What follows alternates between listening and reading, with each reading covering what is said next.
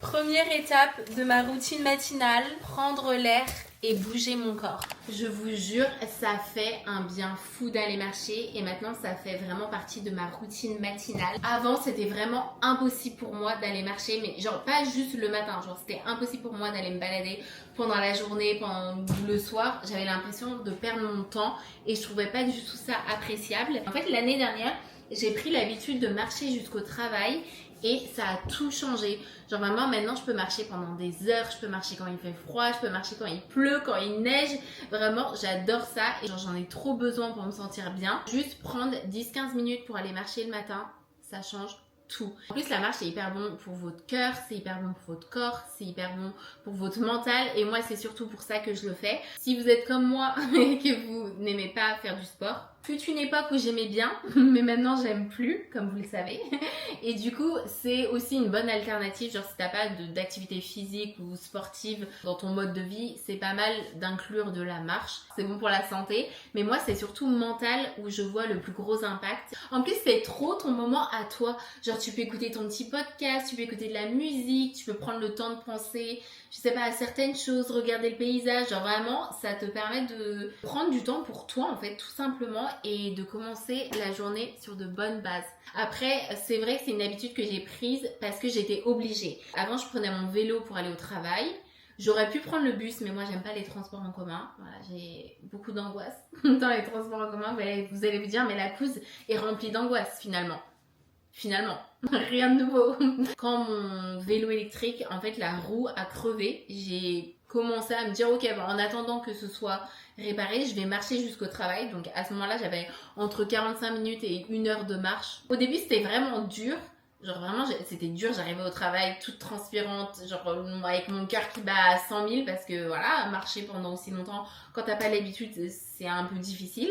Et en fait, après une semaine, je me suis dit, waouh, ça me fait trop du bien. J'arrive au travail, je me sens trop bien. Je rentre chez moi le soir, je me sens trop bien. Encore mieux, tu rentres chez toi à pied du travail, si c'est possible, parce que des fois c'est pas possible tout simplement, mais quand c'est possible, et tu rentres chez toi, tu te sens trop bien. C'est comme après une séance de sport, quoi. Donc voilà, c'est vraiment quelque chose que je vous conseille. Mais maintenant, il est l'heure de mon truc préféré. Est-ce que vous savez ce que c'est?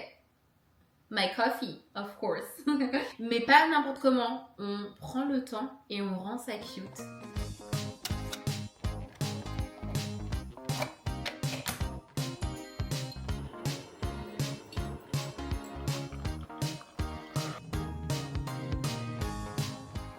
Vous voyez, c'est exactement ce que j'entends par romantiser son quotidien.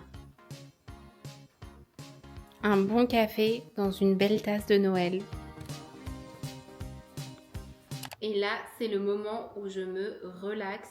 Le matin, je fais ces deux trucs, mon journaling et ma recherche de mots, comme vous le savez. J'essaye vraiment de me tenir à faire 5 minutes minimum de journaling par jour. La raison est simple, c'est que comme la marche, ça a un impact énorme sur mon bien-être. Donc, les choses qui me font du bien, j'essaye de m'y tenir. Voilà, c'est aussi simple que ça.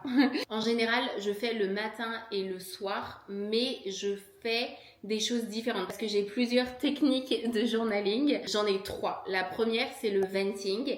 Donc ça, c'est quand je me sens pas bien, quand je suis stressée, parce que moi, ma spécialité, les gars, c'est le stress latent.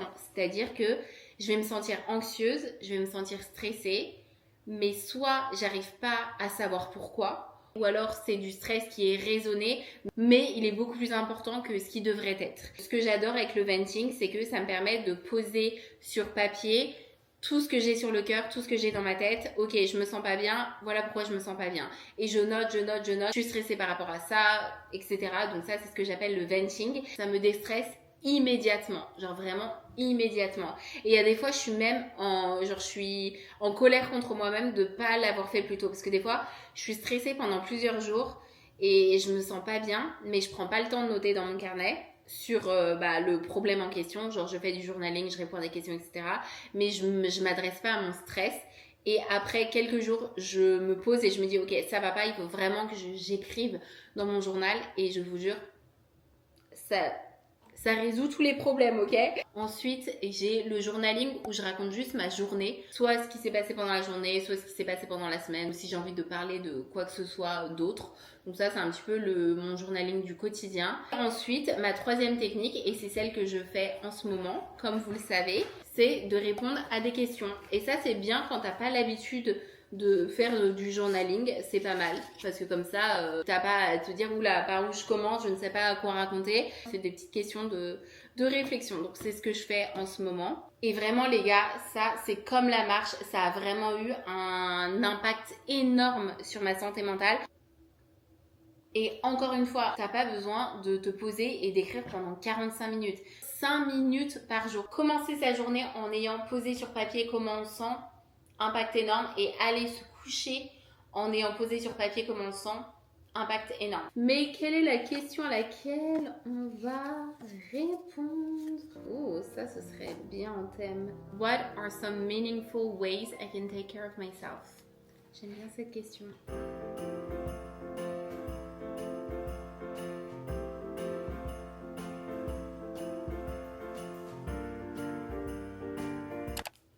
Je vais partager avec vous ce que j'ai écrit parce qu'il y en a certains d'entre vous qui m'ont demandé de partager ce que j'écris quand c'est possible de le partager. Donc j'ai noté nourrir mon corps et mon âme de bonnes choses. Donc ça passe par l'alimentation et aussi ce que je regarde. J'ai aussi noté prendre soin de ma santé, continuer d'être active, de marcher, potentiellement faire du sport de temps en temps, aller chez le médecin pour m'assurer que tout va bien, et par ça j'entends aller chez des spécialistes du style gyné, dermato et tout, enfin tous les spécialistes chez qui je ne vais pas vu que j'habite aux États-Unis, voilà. Ne pas me parler négativement et m'accepter telle que je suis. Parce que j'ai aussi noté continuer de travailler sur ma positivité et l'énergie que je dégage, parce que c'est quelque chose qui est très important pour moi. Il y a toujours matière à s'améliorer. Et c'est un des trucs que je remarque en premier chez quelqu'un. Genre l'énergie que la personne dégage. Mais en dessous, j'ai aussi noté ne pas me parler négativement et m'accepter telle que je suis. Parce que je pense que je suis une personne très positive, genre dans mon quotidien et tout. Mais je me parle très mal à moi-même. Genre surtout en ce qui concerne le physique. C'est quelque chose, on y travaille. J'ai aussi noté garder mes boundaries avec les autres. Donc les limites que je me suis fixées avec les autres, gardez ça parce que ça fonctionne très bien.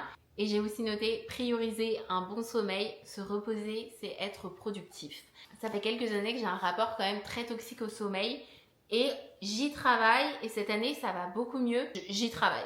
En fait, je suis toujours en train de travailler pour essayer d'être la meilleure version de moi-même. Il y a beaucoup de travail à faire, je tiens à le dire, mais on a fait du chemin, les gars. Genre, je suis bien contente de l'évolution de ces 2 dernières années. Mon journaling est terminé et ensuite je fais ma petite recherche de mots. En fait, les étapes que je vous montre, elles changent en fonction de la journée. Genre, c'est jamais je fais ça en premier, ça en deuxième, ça en troisième. Des fois, je me lève, je commence par mon journaling.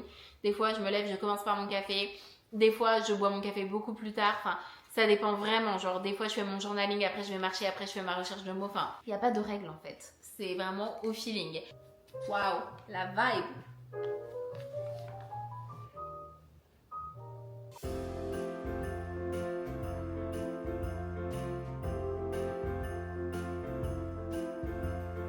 Il est 8h50 et en général, j'aime bien commencer ma journée à 9h. C'est un peu ce que je me suis fixé cette semaine parce que comme cette année, pardon. Là, c'est vrai que j'ai une certaine flexibilité que je n'avais pas, que je n'ai jamais eu d'ailleurs. Mais même en ayant un travail avec des longues journées et tout, j'arrivais quand même à faire la même routine matinale en me levant beaucoup plus tôt, mais j'arrivais quand même à la faire. Je dirais que c'est plus appréciable parce que je peux un petit peu tout décaler et je peux aussi plus prendre mon temps et ça c'est un truc ça n'a pas de prix. Je sais qu'il y en a certains qui préfèrent prioriser le sommeil et c'est vrai que moi personnellement, j'ai pas l'impression que ça a vraiment un impact sur moi si je dors 30 minutes ou 1 heure de plus. Genre j'ai l'impression d'être, je sais pas, d'avoir la même énergie, on va dire. J'ai pas l'impression d'être plus fatiguée. Mais par contre, je vois la différence de fou si je fais ou pas ma routine matinale. Genre, je me sens beaucoup plus apaisée et beaucoup plus prête à être productive et genre me sentir bien tout au long de la journée si j'ai fait la routine que je viens de vous montrer. Mais tout ça pour dire que là, il est 8h50, donc je vais faire mon montage parce qu'on est en plein vlogmas. Donc ma vie, en fait, là, ce mois de décembre, je me concentre juste sur les vidéos que je vous filme et après je reprendrai ma routine habituelle en ce qui concerne mon projet, mon business, etc. Ce soir, on a un truc cool de prévu, on va en ville avec mon copain, on va aller au marché de Noël et tout. Donc j'ai envie de vous emmener avec moi, donc je vais continuer à vlogger. Mais le reste de la journée, là ça va être que du montage les gars, ça va être moi derrière mon ordinateur. Mais bref, assez parlé, je vous retrouve plus tard. Lunch.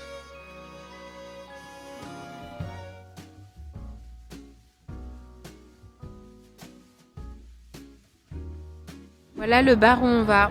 Vous voyez, on est vraiment en plein centre-ville.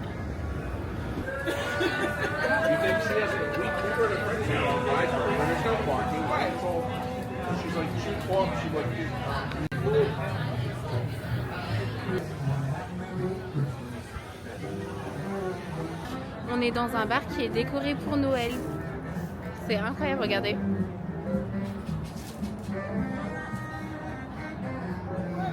Tout est décoré, l'intérieur et l'extérieur.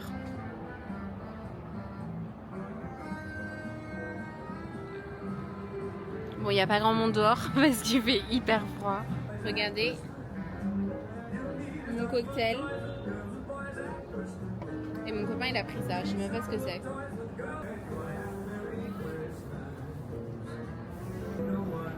On va faire un petit test.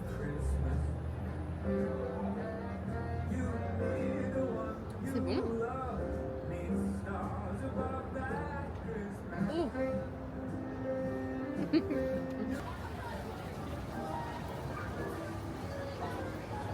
On est vraiment à l'extérieur là. On voit tous les buildings. Et là-bas c'est l'intérieur.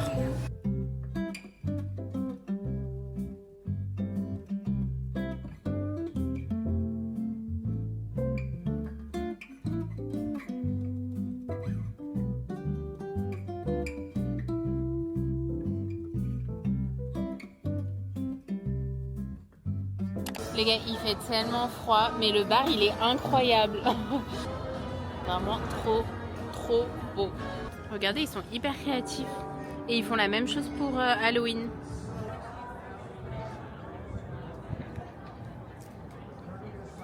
On a pris 2 verres, ok? 2 verres. Vous voyez comment il est rikiki? Et ça, 44$. 44$ les gars. En gros c'était 41$ pour les 2 verres et après vous savez vous devez donner un tip. Donc en général quand vous allez dans un bar comme ça c'est à peu près 1 ou 2$ par verre. Donc au total on a donné 44$. Mais c'est absolument scandaleux. 44$. Vous vous rendez compte ou pas? Je suis vraiment outrée. C'est tout petit. Les gars il fait tellement froid. Je trouvais pas mon bonnet avant de partir. Mais là on va je sais pas, on va quelque part.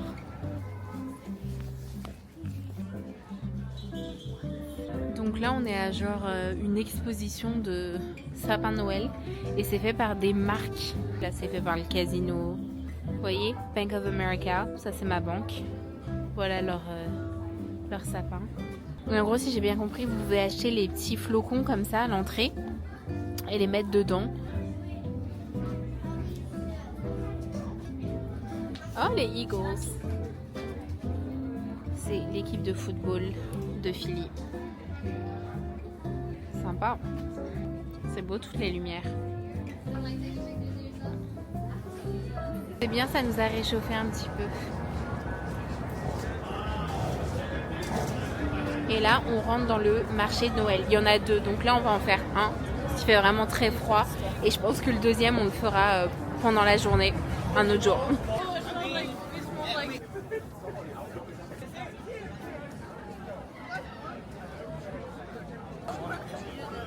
Ah, c'est trop beau. Voilà ce qu'on va tenter, des sandwichs à la raclette. Parce que oui, n'oubliez pas qu'on est aux États-Unis.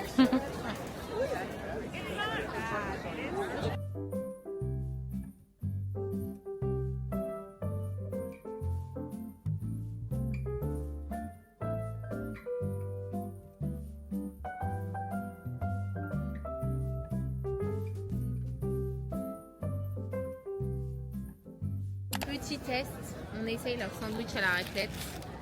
Ouh là là, voilà à quoi ça ressemble. 13$ à titre de référence. Le chien un peu. Il veut du fromage, le coup. Non, en vrai c'est bon. C'est chelou que littéralement de la raclette dans du pain.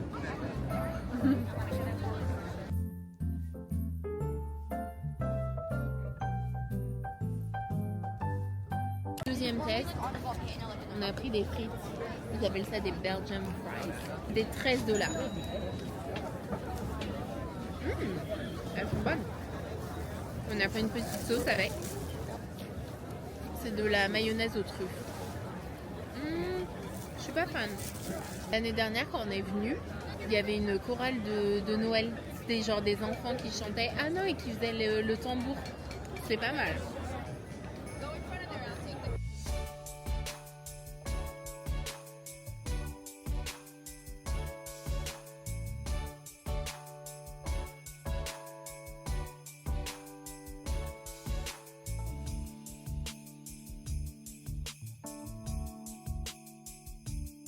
We're back here for our second year in a row. We are so happy to be here. And thank you to all of our friends that came out to support us tonight.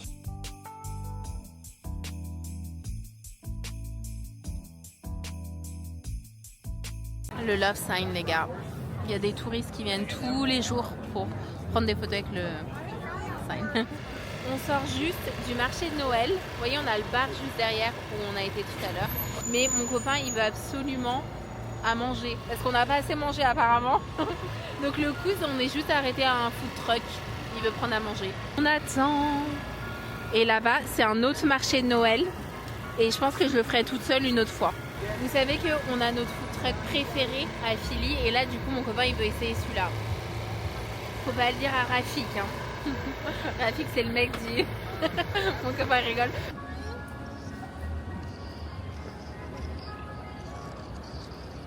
On est de retour à la maison. On a juste grignoté. Et bien évidemment, c'était pas meilleur que là où on va habituellement. Je pense que comme d'habitude, on va regarder notre petite série. Et on va faire le calendrier de l'Avent aussi. Meilleure boisson du monde. En fait, pire boisson du monde, mais meilleure boisson du monde. On a regardé un épisode et maintenant, on va faire notre calendrier de l'Avent pour le 4e jour, parce qu'on n'a pas fait le 4e jour. C'est Spot the Difference. Here's a pen for you. And I have mine. And how many differences? Six mistakes. Il faut juste trouver les différences sur l'image. Très simple. C'est des petits jeux comme ça, tout simple. Ça prend 5 minutes, même pas. It's hard. C'est hyper dur. Oh non, j'ai perdu. Et maintenant, on fait le 3e, qu'on n'a pas fait non plus. La bien comme ça. Ready? Go.